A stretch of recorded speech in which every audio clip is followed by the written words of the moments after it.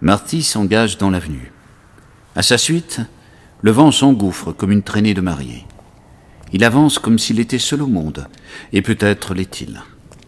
Voilà des années qu'il refait le même parcours, des années depuis Machenka, des années sans Machenka. Pourtant, malgré ce temps, l'instinct le guide plus que l'habitude, car tout le ramène là-bas, au bout de son périple, à ce lit défait, à ses draps aussi froissés que les plis de sa peau. Continuant plus avant sur l'avenue, les poteaux télégraphiques, point de repère idéal, bourdonnent au-dessus de sa tête. À ses pieds, des fleurs minuscules défoncent la chaussée. Des inscriptions, seuls vestiges de la main de l'homme, plastronnent sur les murs.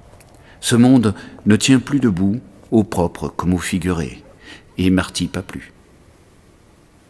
Il lui semble que ces composantes du puzzle citadin veulent chacune leur part de gâteau. Elles se livrent bataille, béton contre écorce, brique contre branche, racine contre fondation. L'impression première est que les éléments n'ont pas encore choisi. Qui de la création humaine ou des éléments naturels prendra le dessus? Dans ce bas monde, là où Marty piétine, seule cette dernière question reste en suspens, sauf pour Marty.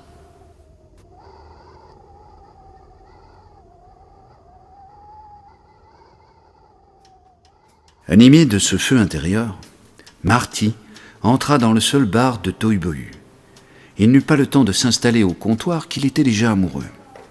À ses côtés, Machenka portait un long collier ou prenait entre ses seins un énorme médaillon.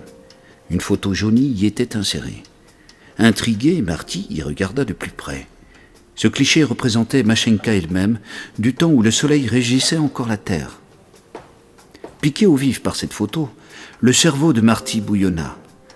En temps normal, il n'aurait su aborder cette sublime créature. Il aurait tergiversé jusqu'à ce qu'un autre le fasse. Ensuite, il se serait résigné à penser que cette occasion loupée était de toute façon perdue d'avance. Mais, pour une fois, sa détermination lui permit de vaincre sa timidité. Il commanda 2 verres et s'approcha aussitôt de cette déesse. Dans le souvenir de Marty, Machenka l'avait invité du regard à s'asseoir à ses côtés. Et au contraire, Machenka ne cessait de lui répéter qu'elle avait été abasourdie par son culot.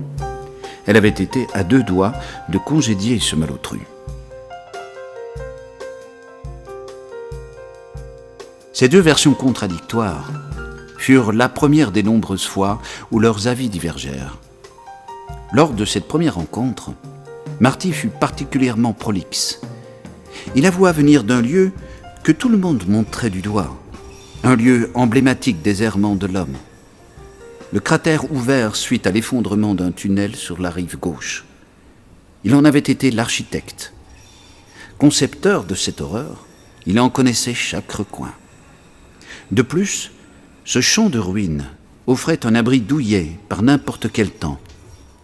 Tous les jours, Marty s'en extirpait comme une lave en fusion. Pourtant, le matin même, sa curiosité l'avait définitivement convaincu de tenter sa chance ailleurs.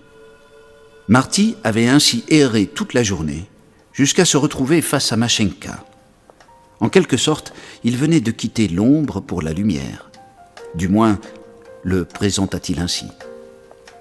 Mais ce jour-là, malgré son flot de paroles, Marty cacha l'essentiel.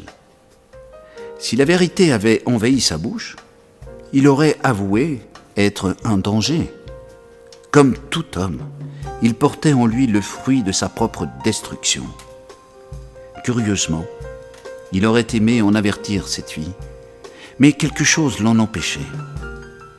Certainement l'envie de la séduire coûte que coûte.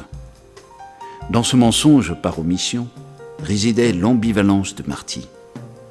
Cet homme était capable de vous donner un rein, puis de vous l'arracher avec les dents la seconde suivante. Loin de ces considérations, Machenka l'écoutait. Naïvement nature, elle était armée de toute sa compréhension.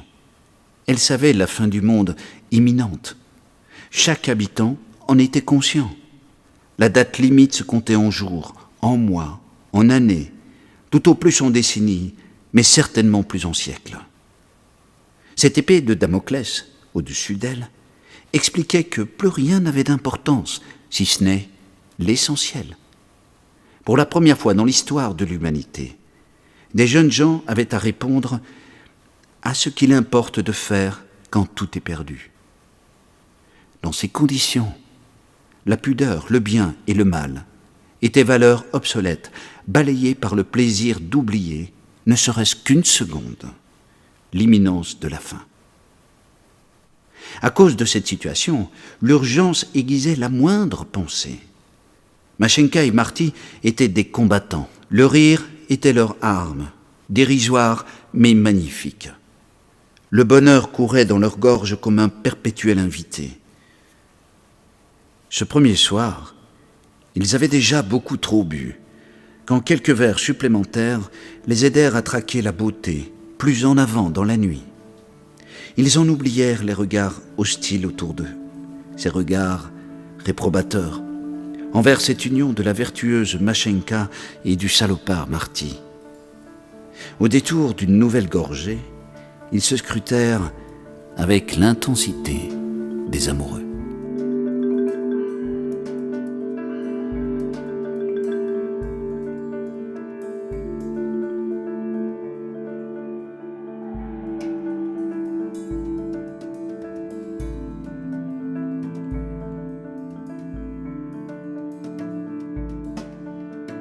Comme lui, Mashenka cherchait son coin de paradis. Comme elle, Marty avait peu d'amis, mais beaucoup de sommeil en retard. À l'unisson, mais sans l'avouer l'un à l'autre, ils décidèrent de ne pas dormir seuls cette nuit-là. Quittant le bar, ils empruntèrent les lacets de la colline jusqu'à l'appartement de Mashenka. Dans cet endroit, Marty et sa nouvelle conquête consumèrent leur amour farouche, maladroit et despotique tour à tour. Dès le premier soir, Marty dégrafa la combinaison alambiquée et végétale de Mashenka. De son côté, il ôta sa froide carapace de métal. Ils n'eurent jamais le temps d'observer que leur amour était contre nature. À force d'attention, chacun désirait épuiser son partenaire, l'épuiser jusqu'à oublier cette mer de crasse au dehors, oublier l'univers, oublier, simplement, au moins pour une nuit. Plutôt qu'une nuit, ce manège dura des milliers de nuits. Mashenka et Marty vivaient merveilleusement bien, jouissant du plaisir de l'instant.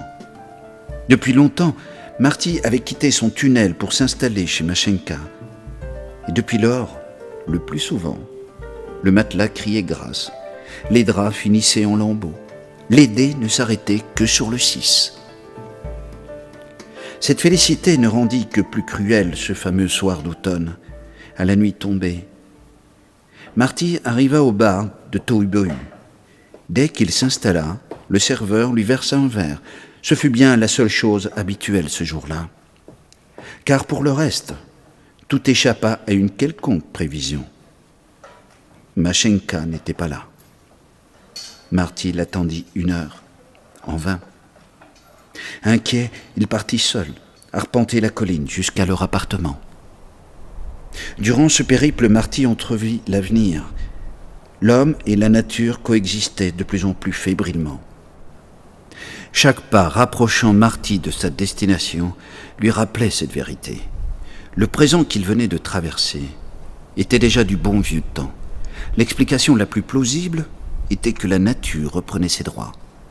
Les hommes avaient joué avec cette terre. Ils n'avaient su la préserver. Industriels et consommateurs avaient pactisé. Chaque citoyen s'était vautré sur le banc des conspirateurs. Maintenant, il était inutile de se prosterner, d'embrasser le bitume, de chérir la moindre parcelle de goudron, de lécher le caniveau. Il était tout simplement trop tard. Le retour de Balancier s'annonçait redoutable. Alors, presque résigné, Marty s'engouffra dans l'immeuble. Il longea le couloir jusqu'à l'appartement de Mashenka. La porte d'entrée avait été défoncée. Marty la poussa comme s'il écartait une mauvaise herbe. Il esquissa un pas à l'intérieur. Il n'eut pas besoin d'aller plus avant pour découvrir ce qu'il savait déjà. Machenka était étendue sur le sol, inerte. Ses yeux hagards semblaient implorer le pardon de son meurtrier. Ne restait plus que sa fraîche empreinte sur les draps, un minuscule creux rempli de ses hanches sans vie, comme si le toit du monde avait posé son gros cul sur la beauté originelle. Aussi dur que ce fût de se l'avouer, Marty était le meurtrier. Même s'il repoussait cette idée, il le savait pertinemment. Sa main poisseuse avait distillé en Machenka un poison invisible mais dévastateur. Chaque caresse l'avait rongé. Chaque baiser avait été une morsure. Chaque étreinte l'avait pollué. Il n'avait pu s'en empêcher. Il n'avait pu s'en empêcher. Ce jour-là, Marty ressortit de l'immeuble complètement abasourdi. Aujourd'hui encore, 4 ans après les faits, ce sentiment reste intact. Sa vie s'est arrêtée là, devant ce lit, devant Machenka. Depuis, son existence n'est plus que souvenir et conséquence. Son souffle s'abat comme les briques hostiles. Il passe une main sur son crâne. Il n'a nul besoin de plisser les yeux. À quoi bon ? Le soleil est noir. Le temps n'est plus qu'un épais brouillard. Et le souvenir de Machenka consume sa poitrine. Pour cette raison, Marty est l'homme qui, tous les jours, retourne dans l'appartement de Machenka. Sa vie se résume à ce trajet. Car malgré les apparences, Marty veut encore y croire.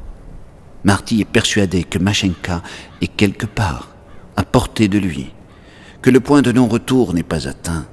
Elle flotte dans l'air, comme l'âme des millions de victimes des catastrophes. Elle a rejoint cette cohorte de sacrifiés. Marty croit les entendre, sifflant et hurlant à l'adresse des vivants. Machenka est au milieu de cette foule. Elle veut lui parler, lui sourire. Anéantie par l'homme, elle est paradoxalement toute puissante. Marty est le premier à le ressentir. Au moment où elle entre en contact avec lui, le sol craquelle. Sous ses chaussures, le gravier gronde. La nature veut le reprendre, comme ses droits. Par réflexe, Marty se raidit comme sur un bûcher. Il trouve la force de regarder face à lui, droit devant, les cieux immenses, ténébreux et accueillants. Comment pourrait-il refuser leur invitation ? En a-t-il seulement l'envie ? Coupable, Marty baisse les yeux. Alors, une minuscule faille s'écarte sous ses semelles. Avant d'être happé par le néant, Marty se remémore le monde d'avant l'absurde. Il a sacrifié Machenka. Il s'en souvient, comme il se souvient de l'eau, de l'air, du feu, par vagues successives. Marty pense à la douceur des caresses, à l'harmonie.